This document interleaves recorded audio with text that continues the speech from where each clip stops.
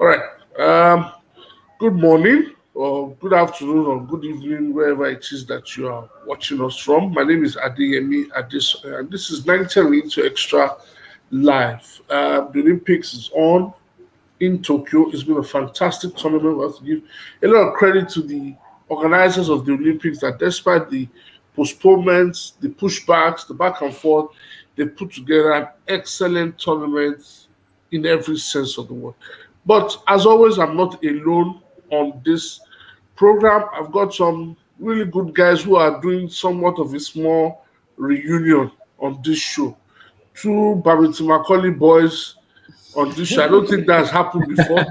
What I probably need to do now is to add Tola Ogunlewe and Yeah, maybe Right. Diolu Adeleye, and everything will be complete. So welcome, Jimmy, You Doctor. know quite a Sorry, number of BAGS boys. what can I say? Doctor Jimmy Oshinaike, PhD, is joining us on the show. Jimmy, welcome. How are you thank you doing? so. Yeah, I'm fine. I'm well, and good to be on the show. Thank you so much. Thank you for entertaining our invitation and accepting our invitation. And of course, my brother, Oluwafemi Adefeso, the big man. Femi, welcome. Thank you for having me. I'm not as big as you are, though. But you're taller than I am. So Ah, it still counts for something.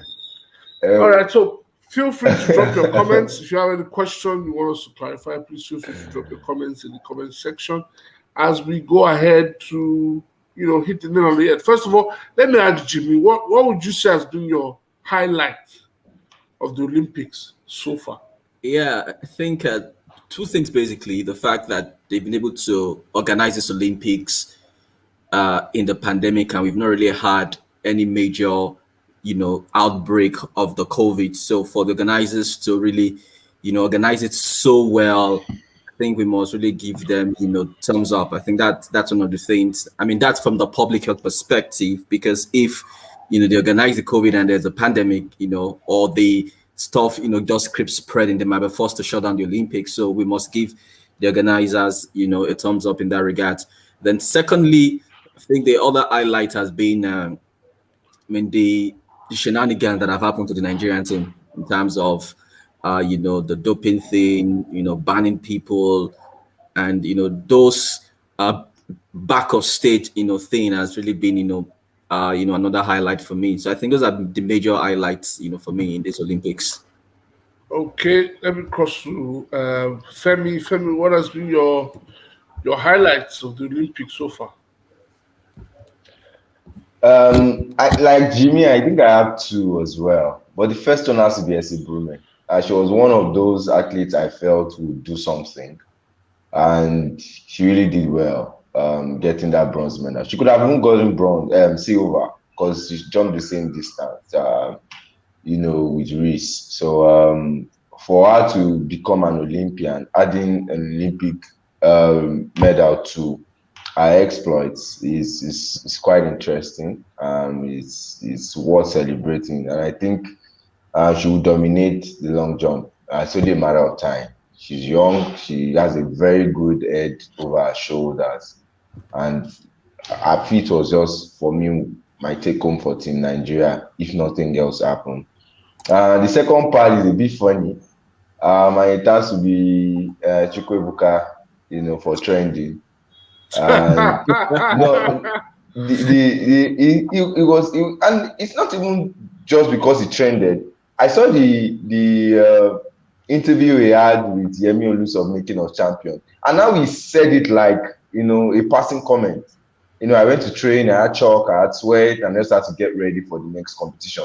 And it beats me to say that's the mindset of most athletes that come to participate or represent Mhm. Nigeria.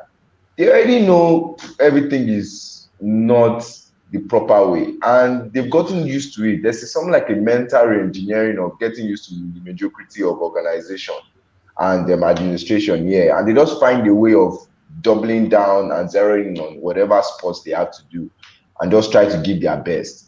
And so for me, it was even his reaction that stood out for me, and how he zeroed in on trying to achieve, even though he couldn't make anything out of the final. But that was it. That was an high point. It's somehow negative, but I just admired how he took it, in his chin and just moved to do what he had to do. That's an interesting perspective for Femi. My highlight, just like Jimmy, has to be the fact that you have to give a lot of credit to the organizers and how they've successfully put together this event overall. I can't imagine the amount of work that they've had to put in just to maintain the peace, maintain sanity across board. For me, that is huge. On the second note, from a competing angle, I think my highlight has to be the men's high jump. Um, having two guys who've gone through a lot injury wise to get to this point and having to share the gold medal. I think it was fitting, it was very sportsmanlike, and it was a huge tonic that the sport needs.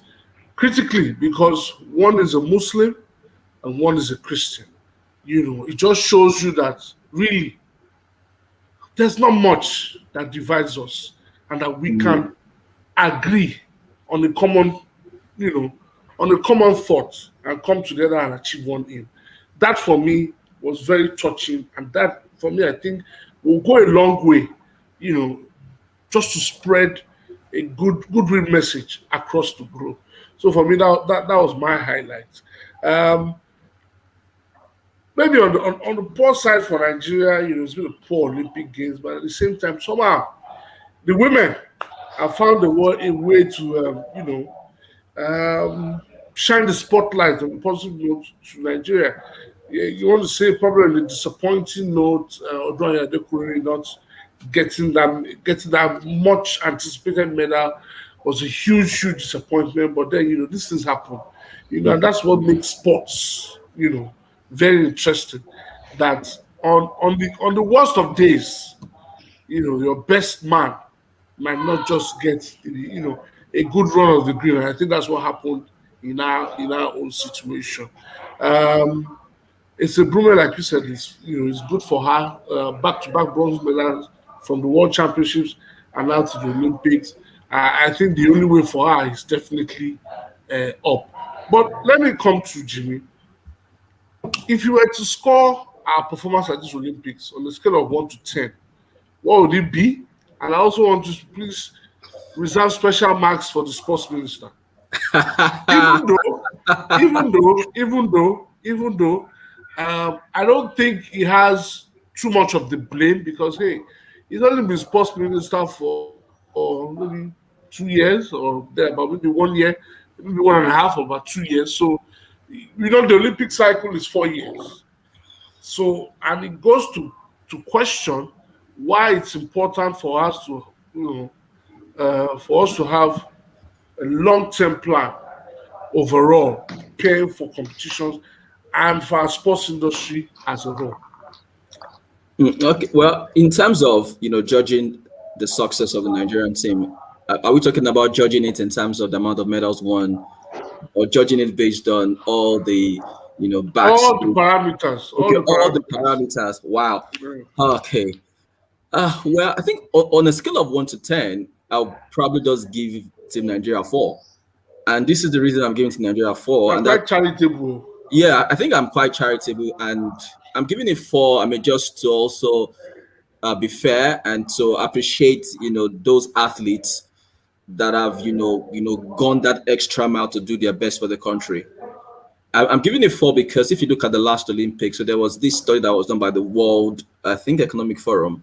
So they actually measured the medals of each nation based on their GDP, and we were amazed that USA was not number one.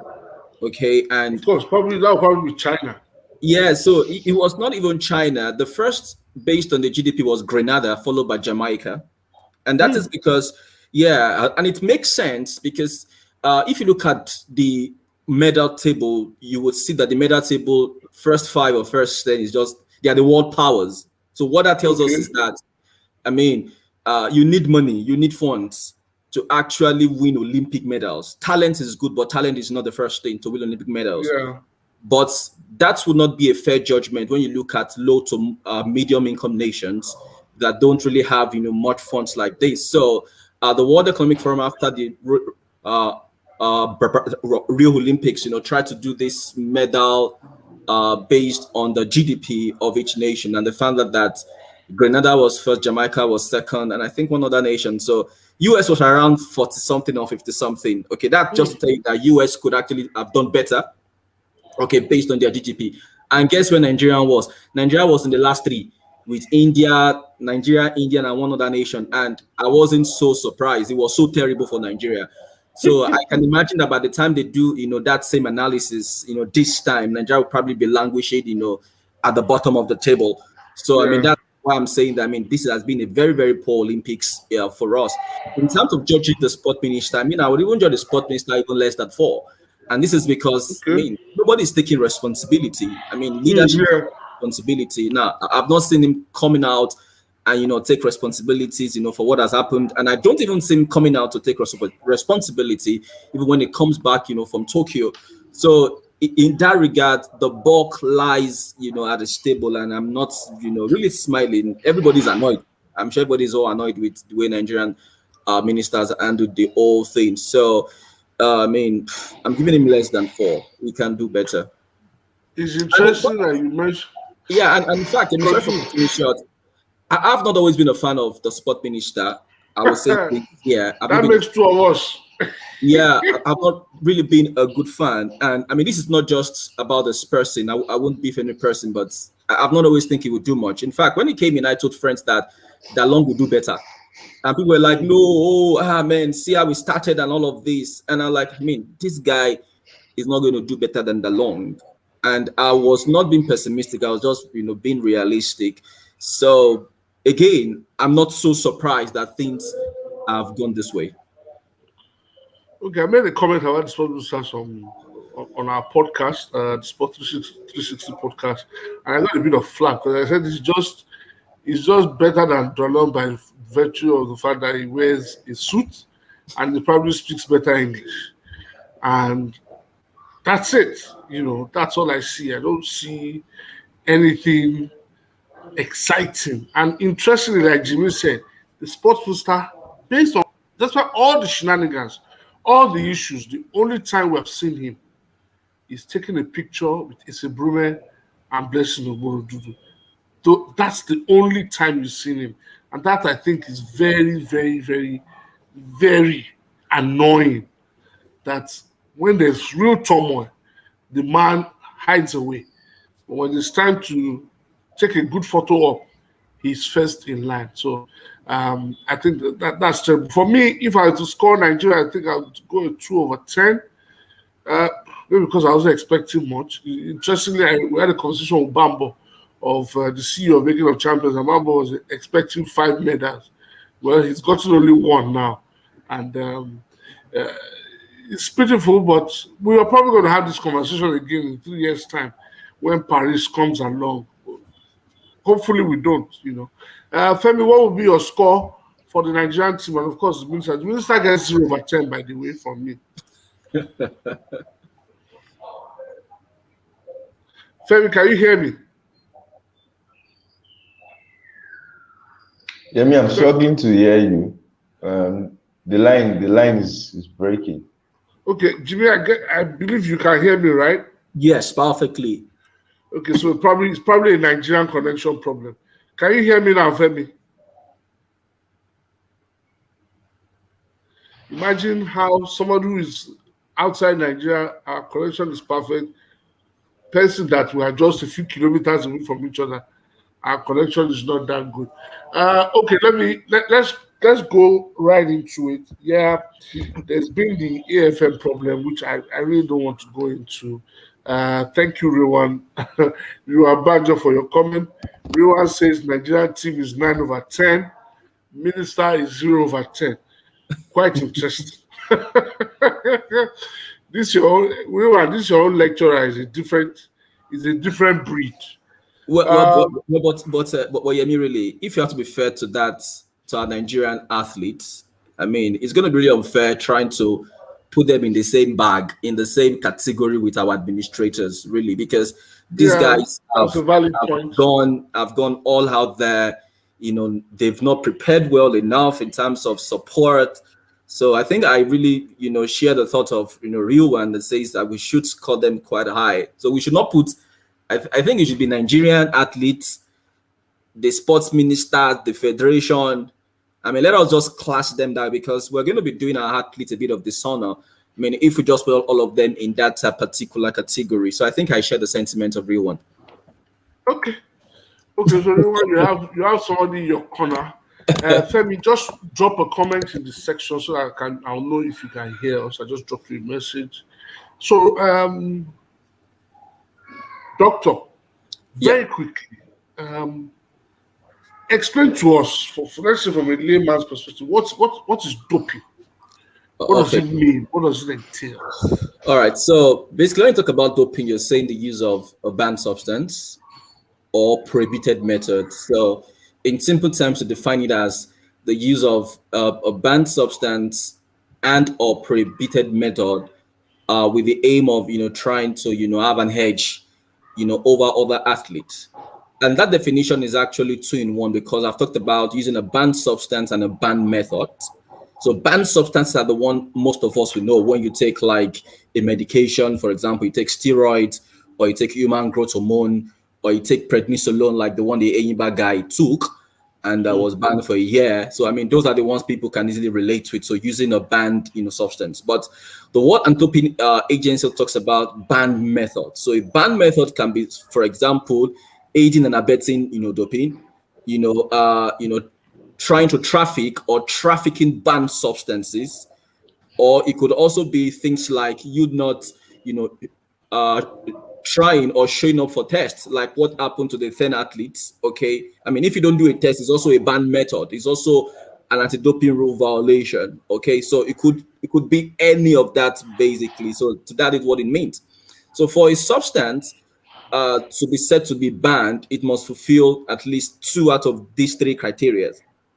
Number 1, such a substance must have the ability to enhance performance. So, for example, prednisolone. Please permit me to use, prednisolone and human growth hormone, because those are the 2 fantastic, banned substances that our Nigerian sports guys have, been caught with now.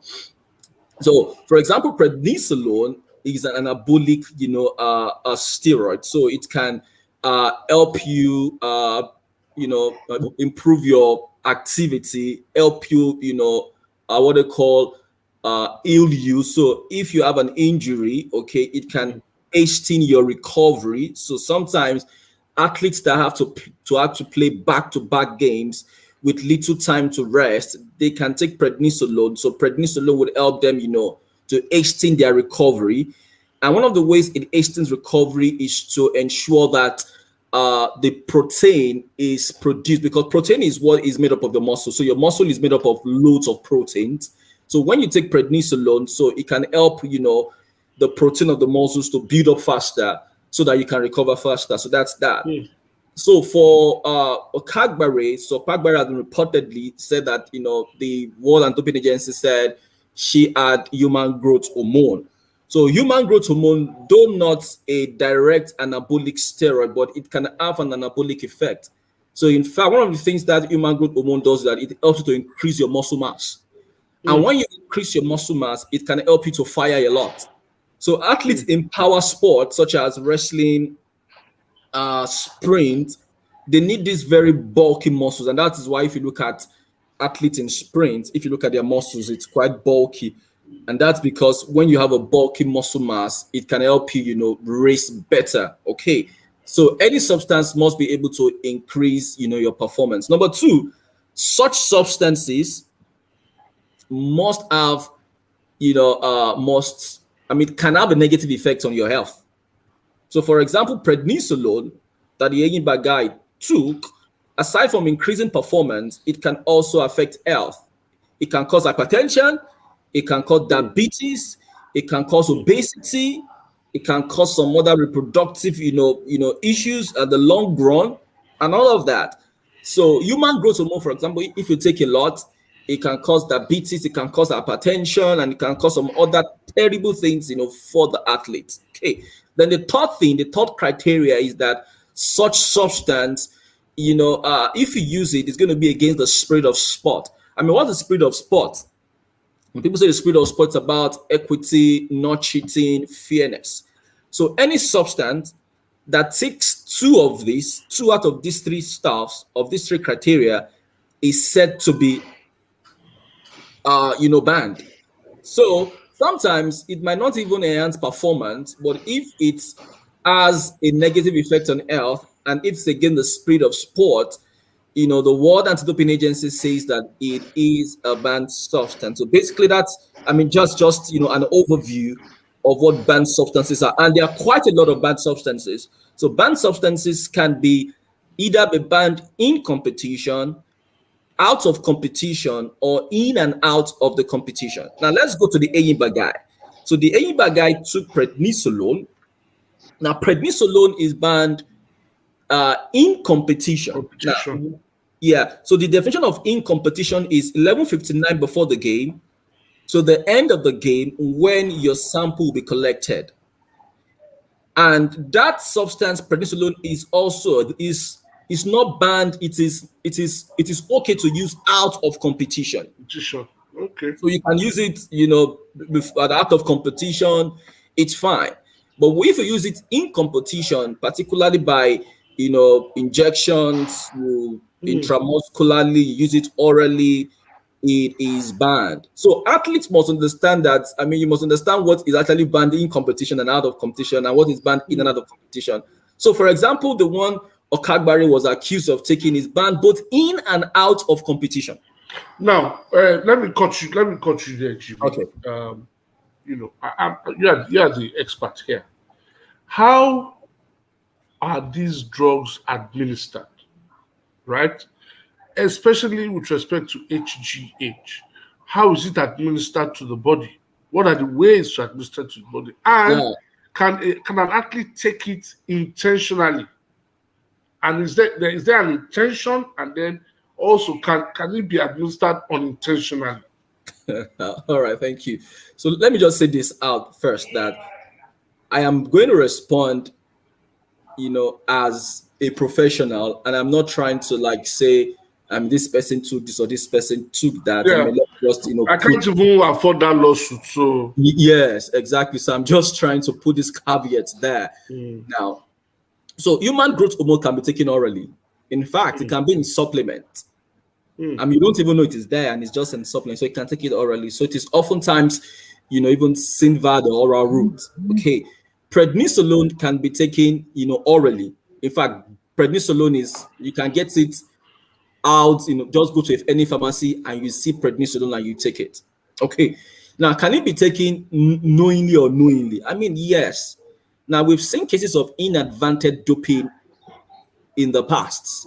And these inadvertent doping cases are so funny. They are very funny inadvertent cases. I don't know if you heard about this guy called Richard Gasquet, I think a French tennis player, that before his tennis game, he went to a club and he kissed the girl, and the girl he kissed had cocaine on his lips, on her lips, and that was how the cocaine, slipped into the system, and that was how they caught him and said, "Guy, did you take cocaine?" I was like, "No, I didn't take cocaine," and all of that. There was this other guy that went to Mexico. I can't remember his name now. And he went to go and take their meat there. Not knowing that in Mexico, one of the ways they, preserve their meat or press their meat, they use some steroid substances. Yes, yeah. That was how this guy ate it. So, we've seen cases of inadvertent doping, but the World Anti-Doping Agency have said that every athlete is responsible for whatever is found in their body. Yeah. See, ignorance is not an excuse. Number two, let me say this. There is this mantra that goes in that every athlete cheats. Though I don't believe it. Some people will argue with you today that Usain Bolt, that guy will have taken something. Because some people never believe that somebody can run that fast. That fast. So some cohort of athletes will tell you that all athletes dope. So that is why there's this mantra that he said that we have dopey dopers and sophisticated dopers. So, dopey dopers are those that are caught. Sophisticated dopers are those that dope and are not caught. A good example, I think was it Lance Armstrong or this guy that rides bicycle? I can't remember his name. Yeah, Lance Armstrong. Yes. The guy was never caught. He was the one. It was when he retired that he admitted in this I think it was a Pravin Free show that he said I was doping.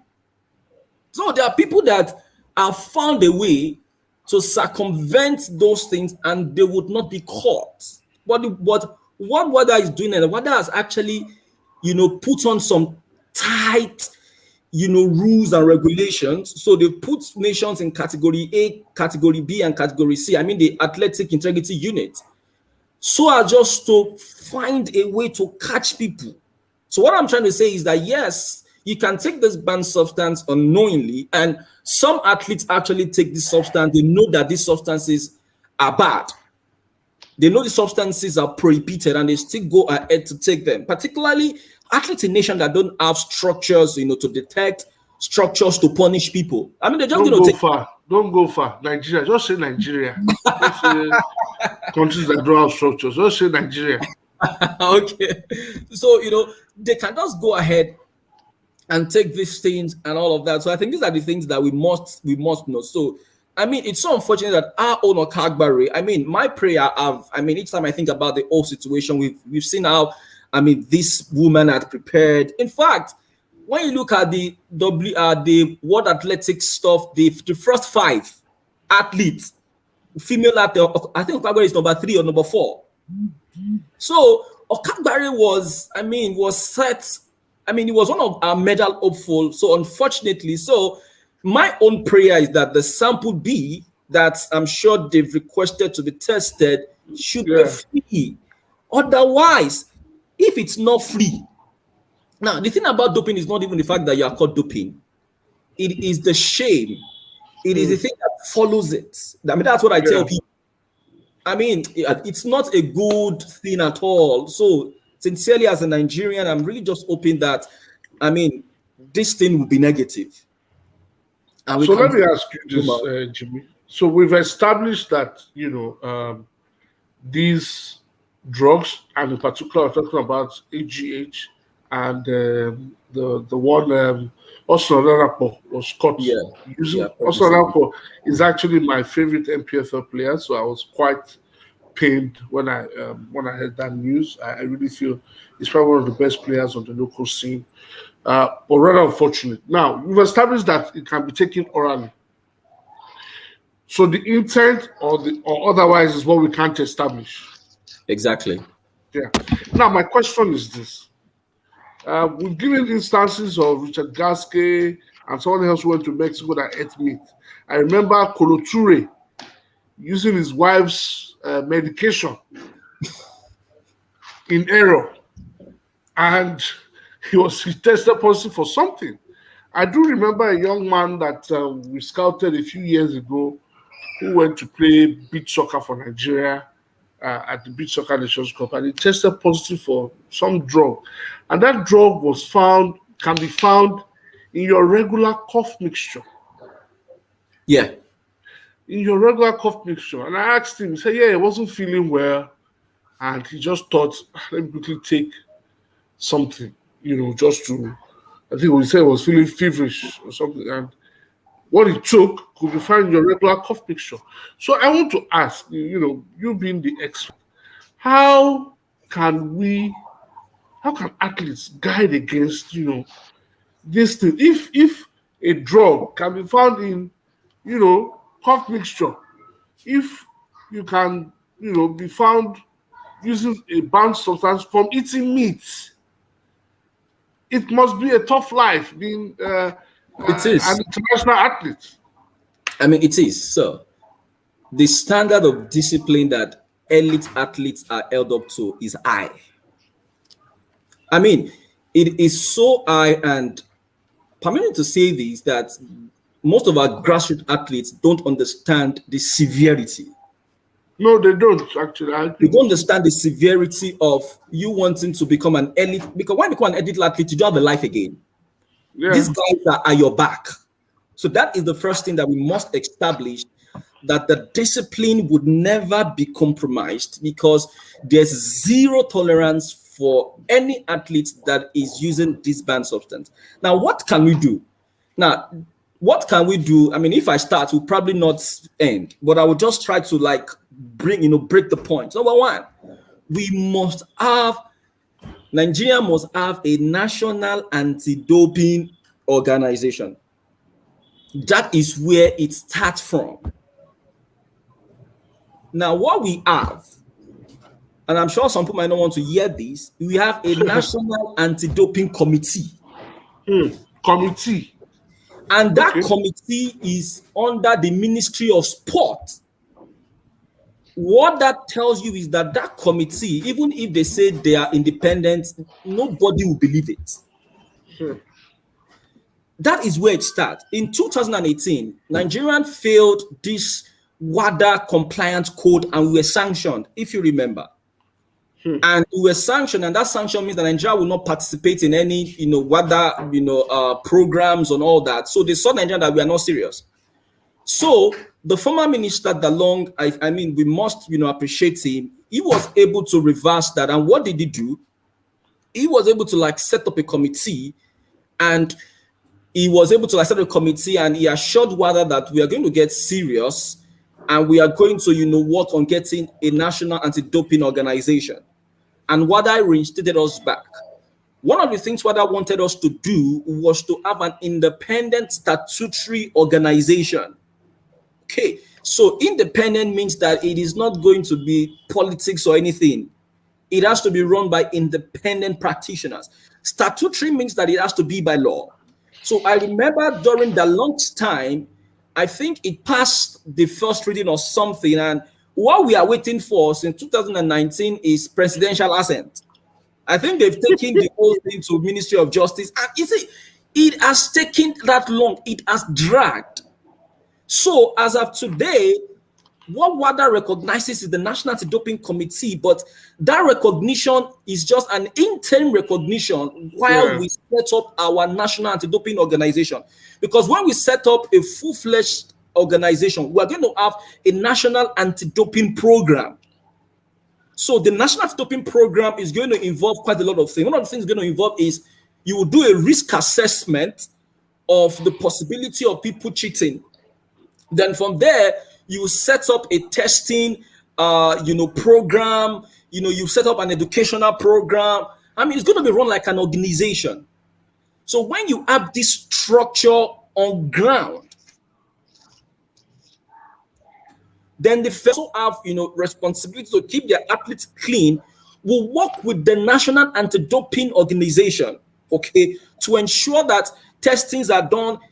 Out of testing, competition is done. In competition testing is done. There will be educational program that would, educate this athlete that don't take this, don't take that. Okay, if you have to take this, they will, in short, that program will say, okay, this is where you should go to get a therapeutic use exemption. Sadly, I don't think we have a robust structure like that. Now, if you notice the two letters the fractions wrote after the 10 guys were sanctioned, one of the fractions was blaming the AFN. They took responsibility. The other fraction said no, we cannot take responsibility, that it has to be the Ministry of Sports, the National Anti-Doping Committee. If you read that letter, they said that the National Doping Committee is meant to be independent. However, it is still under the Ministry of Sport. That was the Gusau, fraction. Again, I'm not a Gusau fraction. I'm not a whatever fraction. These stuffs are there on the internet. And see, we have to follow us. So we don't have a program. We don't have, a structure on ground to even, act as, detection and act as deterrent. So we don't have that. Now, if we have that on ground, if a player wants to take anything, now, let me tell you this. I have an athlete, an athlete that I just met on, on Instagram. She's Nigerian, but she plays elite netball in South Africa. She gets in touch with me. It's like technically an anti-doping officer. She said, oh, could you help me check this medication? Could you help me do that? Because South Africa too is a very strict nation.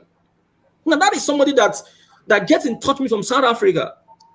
That's because this person understands, the dangers of doping. But in Nigeria, our athletes, do they even know where to go? Do they know who to ask in the first place? Now, even if they have doctors now, these anti-doping stuffs, see, doctors might not know because these rules are That's updated. regular doctors now. Regular Regular doctors doctors. might not know. So, Not see, sports oftentimes, scientists, not sports doctors. even if you're a sport doctor and you don't go for the program and you don't get certified, you might not really understand the technicalities of these things. These things are quite technical. So oftentimes what elite athletes do is that they employ people to help them check these things. They employ But people to help. our people are not ready to employ employ They don't extra even know hands. because they don't know because they don't understand the severity. You get what I'm trying to say? So the problem is that the problem we are having is that we don't even have, that structure yet on ground. Yeah, I mean, will I shock you that the Rule 15 says that federations are not meant to conduct anti-doping tests. It I should be mean, the it is theirs. anti-doping organization. It is not their. It is not their own. It's not Although that. it's not in their jurisdiction. Although if they don't do it, the athletic integrity unit will blame them. They don't blame the National Anti-Doping Organization. So, and that is why they are blaming our federation. The federation has the right to blame the Ministry of Sport if they've not provided that anti-doping structure. So we don't actually have this, and that is what the problem. If we don't put our house in order, many people will still fall into this same issue that these 10 athletes are falling into. Let me take some of the comments we have. I think Femi is now. Yeah, Femi is in. I'm going to bring Femi in now. Okay. Benga Olulode says we no try at all due to the disqualifications. It's sad. Athletes 4/10, administration plus minister 1/10 because I can't give them 0. Oh, that's very nice of you. Amos Joseph in front of the house says learning enough from the Dr. Jimmy this morning. That's what Dr. Jimmy is here to do. He's gradually becoming a teacher. Amos says what the World Academy was charged for is banned in and out of competition. Yes. Right? Now so we see in and out. Amos Joseph goes again and says ignorance is not an excuse. Yes, it is not an excuse. Abdul Salam Okwemi is giving us Tuale is hailing us. Thank you for joining us. Rowan Banjo says once again, laughing out loud, governance breakdown. How can anti-doping agency be under sports minister? Well, the Nigeria we did. And Simi Lolua Orisha Taiwo says you got this. Thank you very much for joining us. Let me bring Femi in now. Femi, you haven't delivered your scorecard yet. Quickly give us your scorecard, then we'll go into your purview. Femi, can you hear me? I won't be as magnanimous. Yeah, I can hear you loud and clear. Finally. I won't be as magnanimous as Dr. Jimmy. I'll be giving it 3/10. Basically, because apart from the fact, 3/10. Apart from the fact that we already know our administrators failed us, we also had belief, in that resilient Nigerian spirit that some of our athletes always come with. That's a take you foul. Of course, living in the real world, we know it can't take us far, but being the Nigerian that we are, knowing how to pray very well and fast very well, you still put that in the forefront. That okay, maybe all of these people can do something. Wrestling, was a huge disappointment. Basketball was a huge disappointment, both male and female. Athletics was a total chaos. Thank God for Essie Brume, who came through. And of course, maybe we would have had a bit more chances if those 10 athletes were not banned as well. So altogether, it's 3 for me because it was really very poor. An excellently poor showing. Sports minister, I won't be nice, it's 0. He's done nothing. Let's be honest. You can't come 1 week to the tournament and be showboating, adopting talent and giving them money. I've been watching the OBS at the Olympics. And every person that wins a medal will tell you how this has been a 10-year journey, an 8-year journey, a 5-year Thank journey, you a very 4-year much. journey. It's not Thank 1 you month. very much. You can't show up 1 month to the Olympics and you want to do magic. So our administrators come out and show off and tell me they are giving $10,000 to win for winning silver. Where was that $10,000 4 years ago, or 3 years ago, or 2 years ago, Thank you. or during the pandemic? Exactly. You know, Thank you. so it's for me, it's playing to the gallery, and it's 100% zero. If there's anything like that for the 100% administrators, the minister, the ministry, the NOC, they failed. They completely You know- failed. That's the honest truth. let me tell you something funny that I saw yesterday, and this is not to give a free advert to the organization. I saw an advert yesterday on SuperSport that said Amstel Malta are official sponsors of Team Nigeria to the Olympics. I just saw that ad yesterday, and I was like, "Are you kidding me?" Now, as in just now, I'm talking from a corporate, from a marketing and commercial perspective. Imagine what good that money could have done if it came in early, right? Imagine how the corporate body would have felt if they had an opportunity to meet with the athletes, a bit of meet and greet, a little opportunity to showcase the brand associated with, with us going to the Olympics.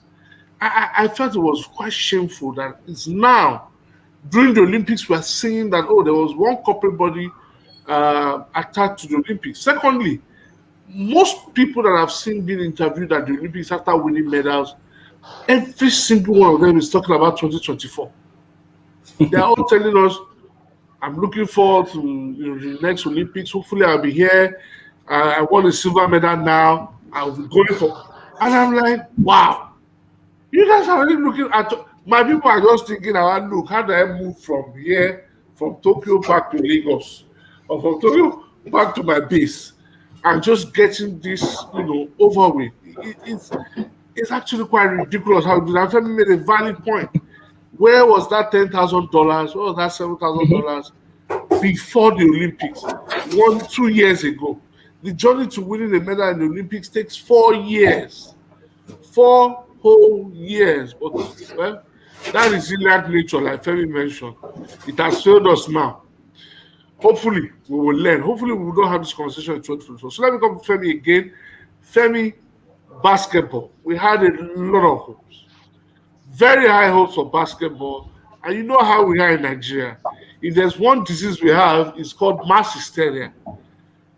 Once something looks good, we go about it with huge head mentality and start thinking that everything's going to be fine. And once it goes sideways, we lose our top. What went wrong with the basketball team then? Thank you for that question, Yemi. I've been getting that a lot in recent days because I was one of those who was standing on top of the table, believing that we had at least moved up from that team that managed to win one game in London 2012, one game in Rio 2016. That maybe we'll add the two together this year and get at least 2 wins, in Tokyo, and become the first African nation to get to the knockout round, having already been the first African nation to win a game at the Olympics. That's the Tigers now. But my overall assessment is the fact that there were 2 fundamental things missing on that team. It was first lack of experience and then lack of leadership. Lack of leadership because Coach Mike Brown, talent-wise, on the floor, we had good talent. Perhaps the most talented team we've ever put together. And from a technical standpoint, he's an elite coach. NBA standard, he knows how to play the game. But you look at the floor, and there was really nobody who could. We lost our games, especially the most winnable game of all, both Germany and Italy. At fundamental times of the game, they are the most crucial parts of the game. The end of the third quarter, the fourth quarter. And imagine having someone like an Farouk Aminu or Ike Diogu or Stan Okoye or even a Ben Uzo. I clearly saw how much we miss Ben Uzo. As much as we throw sticks at him that he doesn't shoot the ball well, we were not calm. We were running the ball when we ought to be using our shot clock. There was no game management, and it was clear that there was no leadership. I can ask you now, Yemi, you follow basketball. Who was the leader on the floor of that team? No, Let's not say captain. no, Who was the leader? nobody. Nobody. Yeah, It's interesting you mentioned game management, and I point particularly to the game against Germany. End of third quarter, we had the 2-point lead. We could have run down the shot clock. You know what I mean? Run down the clock to get into the fourth quarter. This is not to cast aspersions on Jordan, but Jordan went for a 3-point shot and he missed. I think with about 7 or 8 seconds to go. And the Germans went on the other side of the floor and they scored a crazy point. The ball bounced on the rim, bounced like twice before it dropped. And we went into the fourth quarter tied, I think 74-74. And that was where, as far as I'm concerned, we lost that game. Because once we got into the fourth quarter, we just couldn't play. So I agree with you. Leadership, game management was lacking. Yeah. And then the other part of it, which is the leadership part, is the fact that I saw a comment from Chimezie Metu after the Olympics talking about government and governance and all that stuff. And it was laughable because if someone like an Farouk Aminu, who had to personally take up a responsibility, for example, I shouldn't be saying this, but I'll say it, take personal responsibility for his insurance to play for Nigeria. That's how much he understands how, I'm trying to use very decent words because I'm on air. Just how, these guys go as far as covering up for a lack of organization. Yeah. These guys understand that Nigeria will not give you the ideal, but we are here to win, we are here to play. So let's play. I can tell you so many stories of no training camp, meeting at the airport, having 2-star hotels, there are so many things that happen behind the scenes. But these guys are super professional, they understand the job, and all the big players that have played over time, they know how to just take away that distraction that is off and focus. And I think if we had someone who had that experience in that locker room, they might perhaps have helped the younger players settle with all of those things, not coming through, because we should put a call through Will Voigt for him to narrate what it was like to go to Tunisia to win that tournament and then proceed to Tokyo, to Rio, beg your pardon, 2016, and go there to also do well. There are so many waters that have gone under the bridge that these men don't ever talk about, but they know they have a job to do and they get it done. But unfortunately, Coach Mike Brown, in all of his wisdom, decided to drop all of the experience we had, for the NBA elitist kind of basketball, which is not the most effective. And that was going to be my next question, Femi. That's going to be my next question is, should we have more European-based players in our team? Particularly because we everybody knows now, I think with what has happened at this Olympics, it's actually opened a lot of people's eyes more to realize that the rules in the NBA is different from the rules in FIBA. The FIBA court is smaller than the NBA court. A few things are different. Should we focus more or have a better blend in future? The world is having a better blend, honestly. Because even the US team struggled a little bit because of the new mix of players. I think Kevin Durant is the only player who has experienced the Olympics and international basketball. Maybe say for Chris Middleton, who was at the last World Cup in 2019, and that's just 2019. So every other person is having a new feel. So I tell people that a lot of those guys are beginning to think about what they would normally not think about. Now you're being conscious of your steps, so you don't want to travel because the FIBA rules of traveling is different. You are being careful about touching because now FIBA basketball is a bit more physical than the NBA. You are looking at number of fouls. FIBA is 5, NBA is 6. You are looking at the shot clock. No 3 seconds violation and all those on the defensive end and all of those things. So a good day where Damian Lillard will automatically just do what he does. Now he has to be looking out for those things. He has to think through. But when you have a player who already plays that style of basketball, it's only in America they play a different kind of basketball that is not FIBA. Every other country in the world plays FIBA. So those guys who play in Spain, in Italy, in Australia, in South America, they are used to it.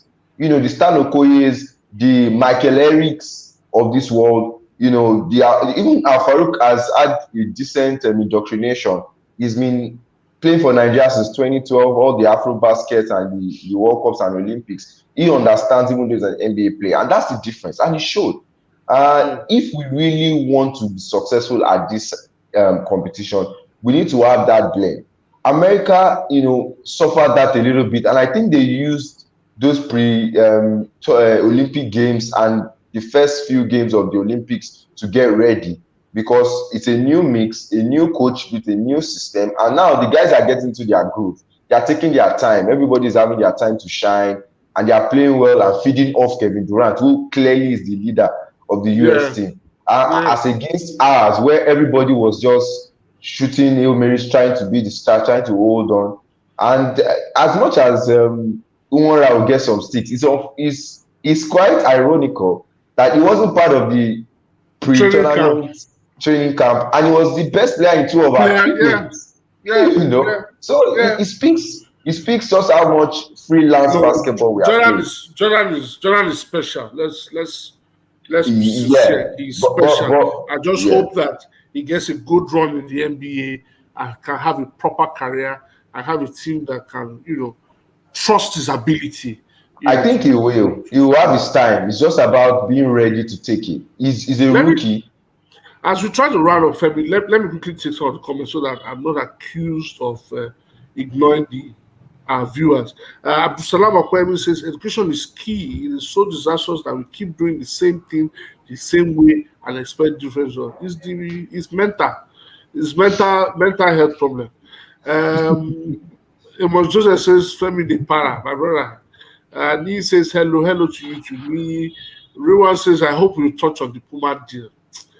My brother, that's a headache. Amos Joseph said, I was going to ask you to say, Femi, and that's based on your intro.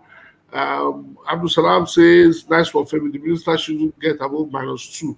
He's even owing us. He says, we can't just get into a competition without having a team. You probably have a point there. Imojosa said, game management was our greatest problem. Yes, I agree. Real one says, our basketball team will get better. They aren't so experienced. Yes, I agree with you. I think it's well. And a colleague of ours, the wonderful, beautiful Queen Mosef joins us. Queen, hello to Uriel.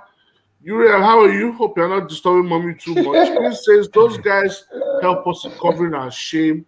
They go out there to get the job done. That's what you say. That's what you say. Players bleed green, irrespective of our challenges here. But this set don't have it. And that's going to be a question I'm going to ask Femi. We're just all over the place, no leader. Queen was I take on Stan Okoye over Ike Nwamu. Well, Femi, critical question. Are we too Americanized? Are we too do we have a team that's too distant from the Nigerian core? Clearly, yes. There's only one answer to that. Yes. But what choice do we have? We have a local scene that's been inactive for 3 years. Okay, on that premise, yes. But whose fault is it that there's been nothing going on? It's the same administrators that have put this team together, you know, that are responsible for the hiatus on the local front. I've said this on every forum, and I'm going to say it again. We went to our first Olympics in basketball in 2004, Athens Olympics. It was the women's who qualified first. In case you didn't know, a lot of people think it was London 2012. Yeah. And Ufon Udoka led that team. And I tell you for a fact that Ufon was the only player on that team that was born outside of Nigeria. So it was 11-1. We won the All-African Games in 2003. Then, in the space of weeks, went on to win Afro Basket. So we're double African champions. Then we progressed to the Olympics. Yes, we didn't win any game, but they created a mark. Then came back in 2005 and defended their title, still with that number of players.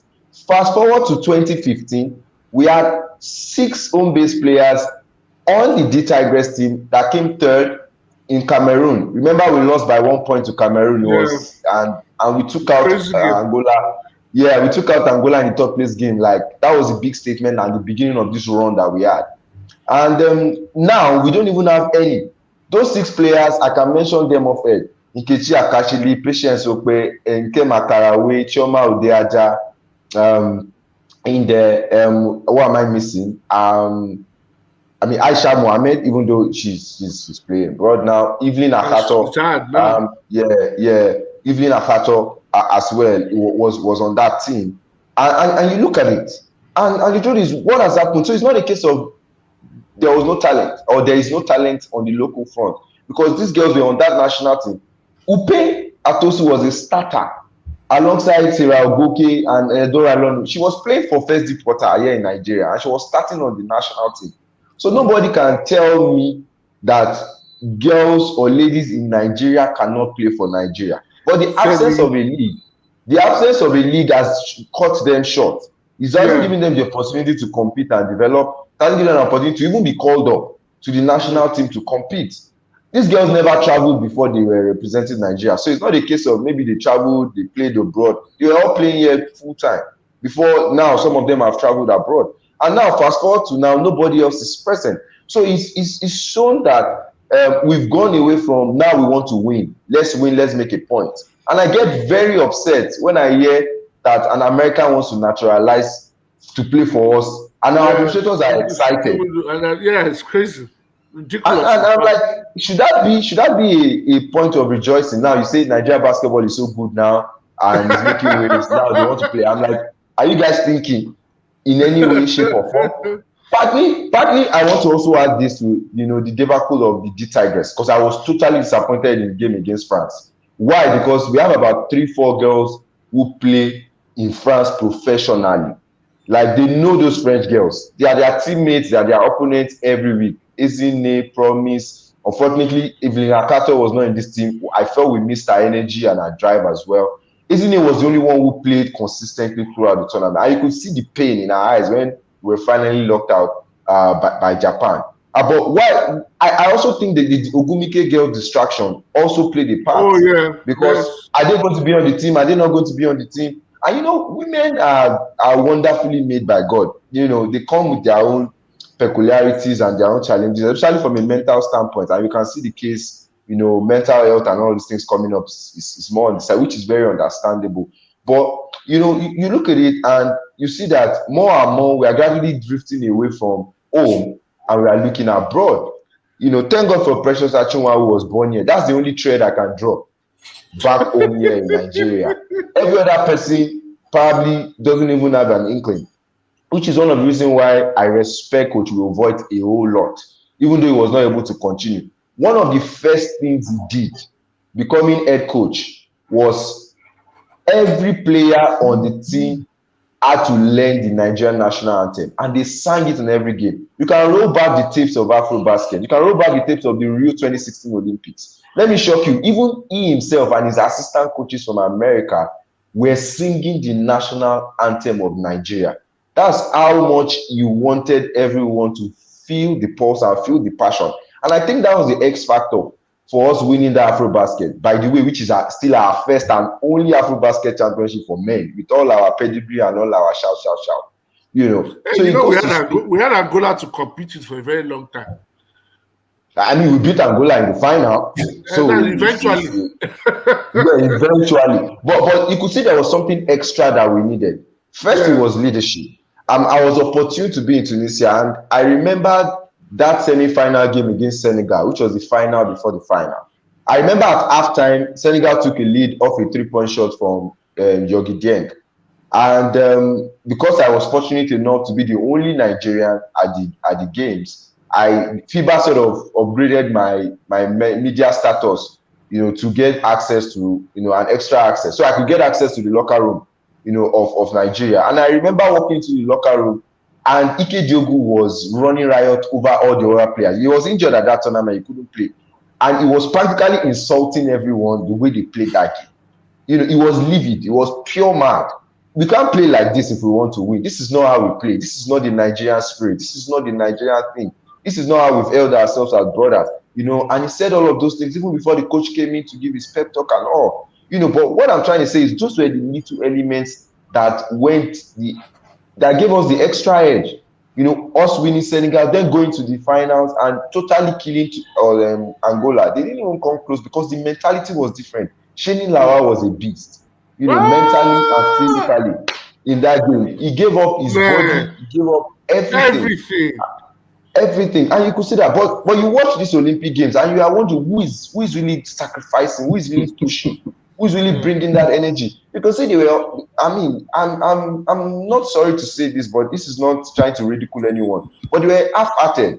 You know, going into years, they'll say they were passionate, but you could see that you couldn't just see that drive, that blood, that sweat, you know, trying to get the wins out there. And that was the difference.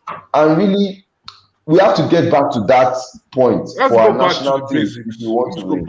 If we want to win, we have to get back. Let me take some of the comments as we round up now. Queen saying, Uriel says hi. Yes, Uriel, we miss you. This Uriel on our regular show yesterday. Baba Shelu here, good job. That's my cousin, by the way, the Baba Shelu of Ijebu land. Please, good to have you. Good to have you join me on the show.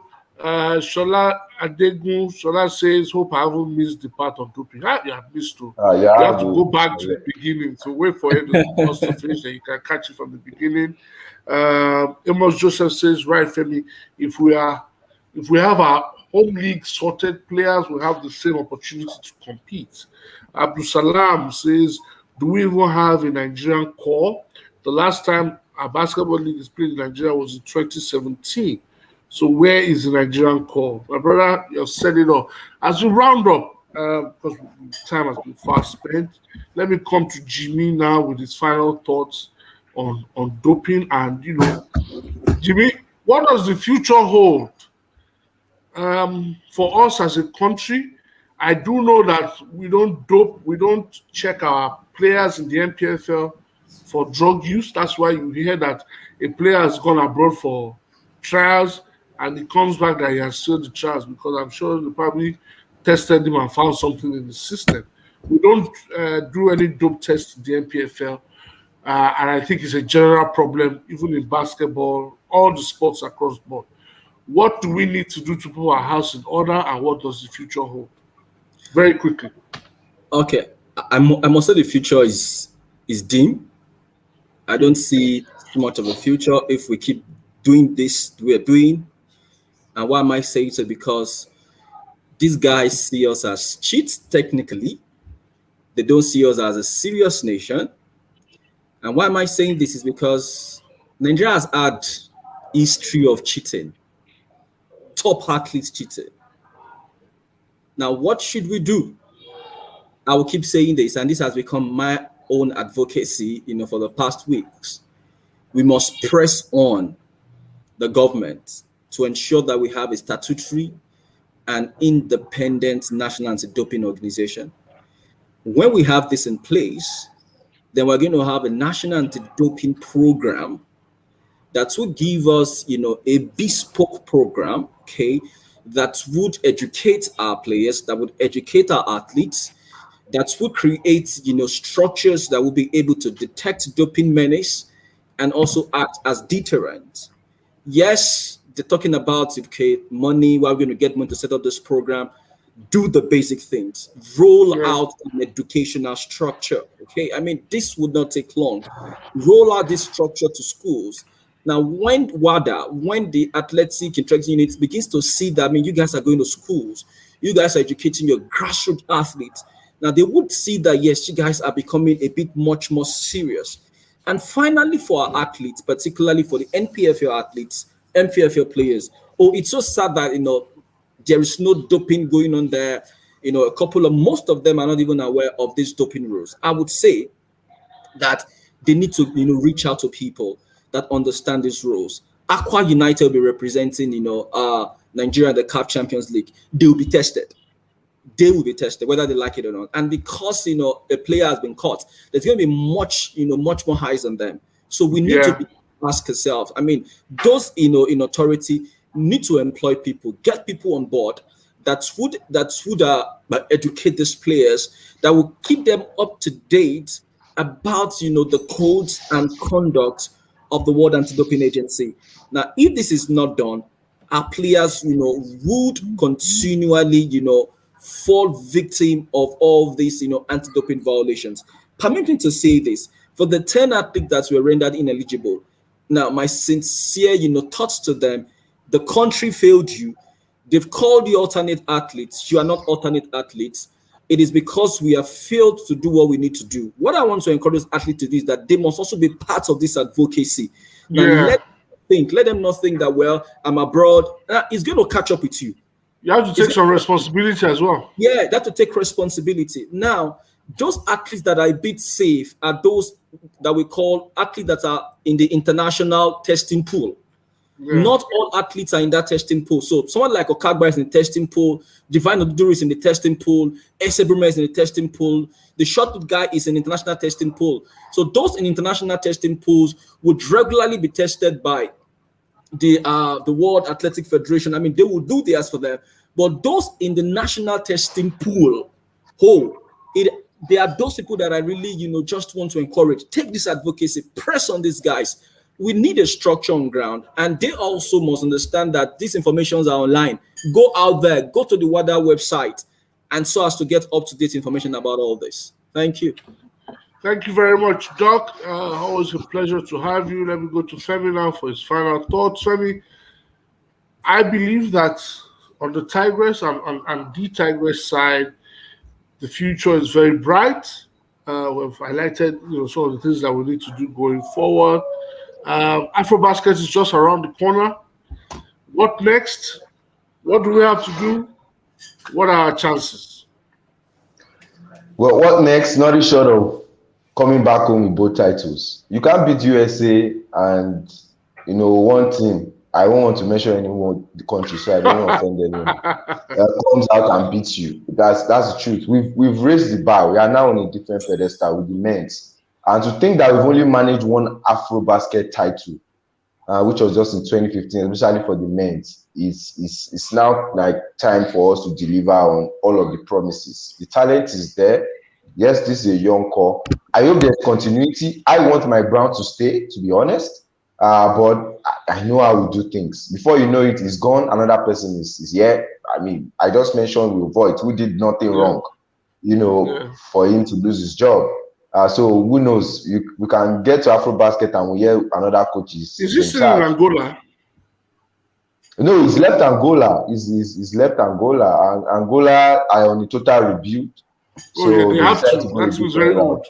And he's also decided to continue. He's coaching in Germany now. He's coaching one of the Bundesliga clubs in Germany, I think Braun. Okay. So he is there, but I'm sure if the opportunity calls for him to come to the continent, he will, because he loves the continent from what I've been able to gather. For the women's too, I mean, we are double African champions, 2017, 2019. So Cameroon, I think we have an axe to grind there. I haven't lost that title in 2015. So winning there will be special. I think this couple of girls, have everything working for them. They are still the same core, the same units of players. So I don't expect anything short of getting to the finals and winning, quite honestly. But I know Senegal would have something to say about it. And Mali. And Mali. And perhaps, I was going to mention the team now, it just skipped my memory. Mozambique? No, not Mozambique now. Cameroon as well, because Cameroon they've hired an American to coach them, and they have quite a decent number of ladies in the NCAA women's basketball circuit. So they will come in with some very exciting talents to face us. So it will be interesting to see, but nothing short of coming back as African champions, or else it won't really speak well of just how much you've done, and it will take us forward. And I also think from an administrative standpoint, there's a golden opportunity for us to funnel all of the attention and begin to now we have no excuse for not developing basketball Local back home. space. Maybe Yeah. the court case now has gone, so we don't Has have gone, excuse no. of court case anymore. Olympics is over, man. And now all the attention is on, and Olympics is over. So it's now time to zero him. I'll mention this last statement. We had a first wave, we didn't take advantage of in 2016, 2017. Yeah, 17. We had the second wave in 2019. Now this is the third wave. Another golden opportunity for us to take all these people who are adopting the talent and giving donations and trying to ambush market the team. Now you can get all those guys, bring them to the table, sit down, Yeah. and draw up a plan for them to not just fund the national teams, but look at a way of developing Funding the leagues. the leagues as well, because they are an extension of the national team at the end of the day. Thank you very much. Always brilliant as always. Let me take the last two comments I have. Similoluwa Orishataiwo says that excitement is so annoying. Perspective from Oba says Odunayo's loss was so crushing for me in Daniel Gali's hall. It was an accident. I was hurt. I don't think there is any other athlete that an entire country had that much expectation for, like Odunayo Adekunle, and I just hope that they can manage her, especially from a mental perspective, mentally, because I hope we don't have a negative reaction from her, with respect to how everything went in that last fight. She needs to be encouraged. And I hope, let me just add something very quick. Yeah. And I hope she and other athletes don't end up, representing other countries after this. Yeah, that's another thing. Total, that's another thing. Yeah. On the other side. Because now it's getting popular. Yes. A lot of people are going to be looking at them. A lot of people. And we also have to give credit to Daniel Igali. He's done an absolutely fantastic job in a much sane, in a saner country. Daniel Igali will be sports minister and not Sunday Dare, because this guy has shown that with everything he's put in, he's an Olympic gold medalist, for crying out loud. So he knows what it is to be at this point. He knows what it is to run a federation. So I can imagine, him being sports minister. Imagine running a federation like wrestling. How many people actually watch wrestling in Nigeria? But exactly. Going into an Olympics, he was the wrestling was the main medal hope for Nigeria. So one silver medal, not bad at all. That's a kudos to him. Thank you, everybody that's joined in. For the Puma deal, my thoughts and comments quite simple. The sports minister had a responsibility to keep Nigeria's image intact. He should have kept politics and personal feelings or opinions aside to ensure he's kept their contractual side of the bargain. Now, Nigeria is going to be dragged around the world space, world news. Our image is going to be put to the gutter because we failed to keep our contractual obligation to an international body. We will pay dearly for this rubbish that we have done. Those people over there, they don't care. There's a consequence for your inaction and poor judgment. Here, we get away with rubbish. We get away with anything. But Puma will definitely get their pound of flesh. Thank you very much, Dr. Jimmy and Femi. Thank you, everybody that's joined in. Real one, I see your final comment. It says, nice one, Femi and Doc. Awesome. Thank you very much, everybody. And from time to time, I'll be doing it more live now. I think it's a bit stressful recording and editing. I already have one podcast that I think I'm fully dedicated to. That's Sports 360 podcast. That's going to come up in the next 2 weeks. We're on a break now. And hopefully, I'm saying it out there, that hopefully we should be having Tommy Smith on this platform very soon. He's promised me that he will join us, and I'm looking forward to that interview. So, guys, thank you very much. Have a lovely weekend and have a lovely day as well. Thank you, everybody. All right, thanks for having us. All right, bye, everyone. Thank you, Yemi.